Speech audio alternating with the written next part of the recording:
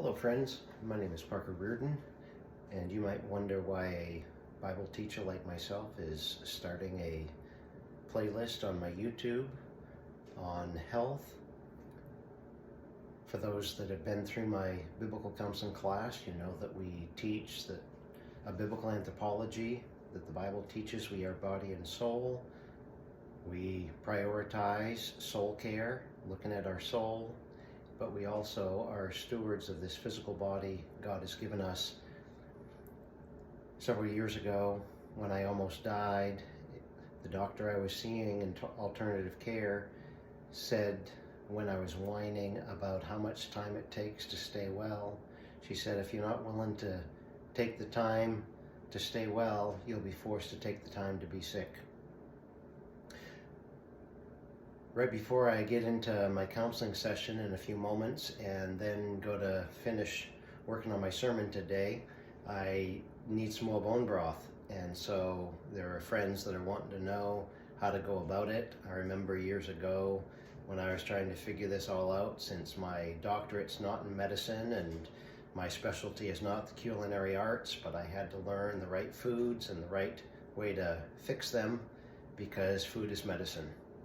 And I remember how overwhelming it was to me at the time, and so to try to help out some friends and how to go about making bone broth, I figured I'd include some of y'all in it. You can go to many places on the internet to figure out how to make bone broth. I used to roast the bones before I would cook them. Before the Instapot days, I would cook the bones overnight, but now it's just 2 hours in the Instapot and the bone broth is ready. You want to cook your bones twice. Second time, after you pour into jars and cook them a second time, you want to take a butter knife and take all that nice bone marrow out.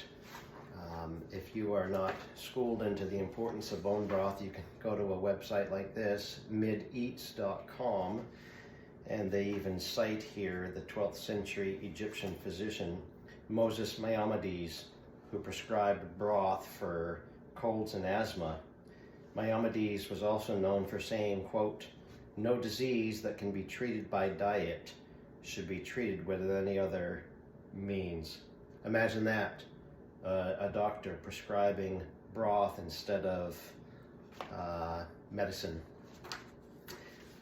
I don't personally flavor my broth like these recipes teach that you can do. When we were healing my gut, I had leaky gut, and so we were pureeing my vegetables, and so to this day I take a green puree and I put a dollop of that in my saucepan every morning as I heat up 1 to 2 cups of bone broth. That's just foundational. There's a lot of layers in alternative care, and one of the foundational layers is making bone broth. And so you want to have not just grass-fed, but grass-finished beef, where you take the marrow bones, having 2 to 3 pounds. You want to make sure to cover them in water, a nice pure water. I've got my Berkey filter over here that filters out all the crud. Take your organic apple cider vinegar and pour some of that, up to 3 tablespoons, on your bones, because that's supposed to help draw out some of the minerals in the bones.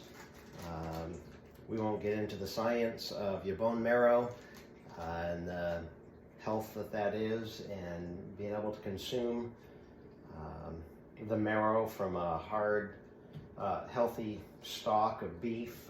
When we first started doing bone broth in the house here, it was bison bones, because they are the biggest stock.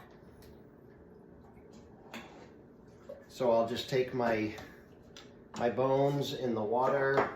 Usually I pour the apple cider vinegar in on the bones before the water, and then you end up putting it in here to your Instapot for 2 hours. If you don't have an Instant Pot, you can go ahead and put them in a crock pot for overnight.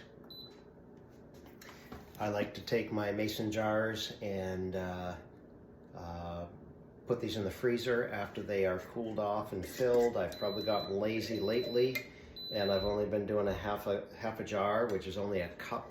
And I'm gonna up my ante and go back to trying to do a jar a day to maximize my gut health.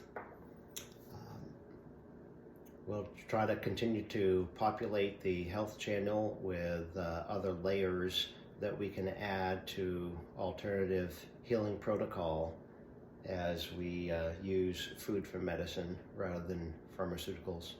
Bye for now.